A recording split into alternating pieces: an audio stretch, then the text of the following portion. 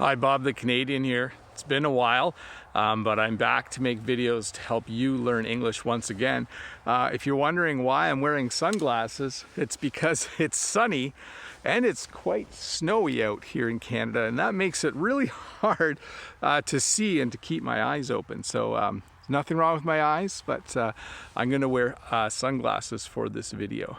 Well, since I've been gone for a while, I thought a great topic for a video would be some phrases that you could use to greet someone when you haven't seen them for a while.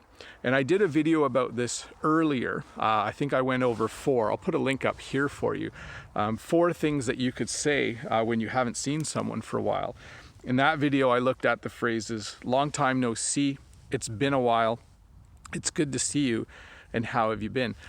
So if you want to watch that video as a review, you could do that. But in this video, I'm going to look at 5 more phrases, 5 more things that you can say when you haven't seen anybody for a while.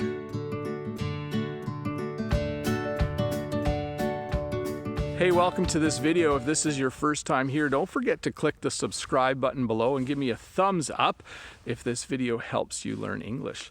So, we haven't seen each other for a while, and you might be wondering, what kinds of things can you say when you haven't seen someone for a long time? So in this video, let's look at 5 phrases. Let's look at 5 English phrases that you can use when you haven't seen someone for a long time.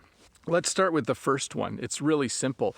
Imagine that your mom or someone in your family has been gone on a trip and you're picking them up at the airport. The very first thing that you would say to them is, welcome back. You would just say welcome back because you want them to know that while they were gone, you were thinking about them, and that now that they have returned, they are welcome to be back in your country and to be back in your city. So the first phrase that you could use when you see someone after they've been gone for a while is welcome back. A second phrase that you could use if you haven't seen someone for a long time is to simply say, I missed you. And if you're speaking on behalf of other people, maybe you're speaking on behalf of your family or as a boss at a workplace, you could say, we missed you. And in English, when we say, I missed you, it's from the bottom of your heart.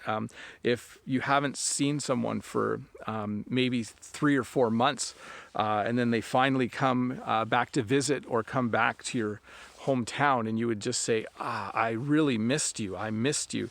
And that just lets them know that while they were gone, you were thinking about them. That while they were gone, you were actually spending time each day thinking, I hope they're okay, I hope they're having a good time, etc. So excellent thing to say when someone comes back is, I missed you, or we missed you, if you're speaking on behalf of other people. A third thing you could say to someone that you haven't seen for a while is just, I'm glad you're back, or we're glad you're back.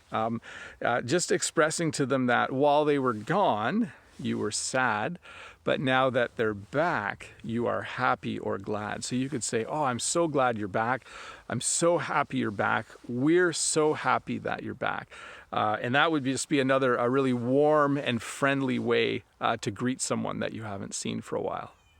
A fourth thing that you could say to someone who's been gone for a while is, it wasn't the same without you, or things weren't the same around here while you were gone.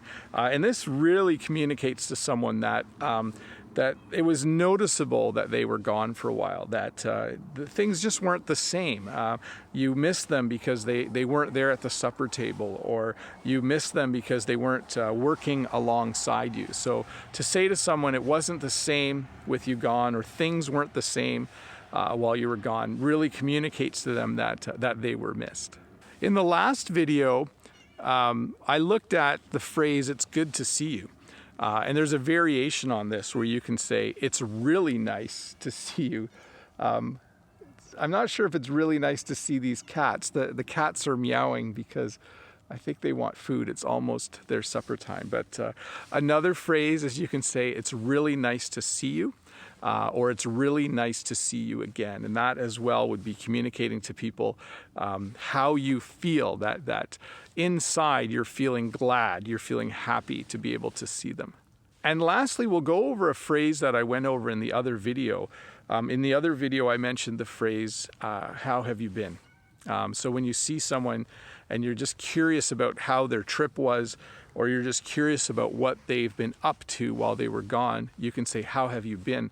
But the variation on that is a really quick way to say it. You can say, how you been? So we actually skip a word. We don't even say have, like we just say, how you been? So it's, how have you been? But we actually say, how you been? And some of you might be wondering why I pronounce the word been as been and not been. We don't often in English say been. How have you been?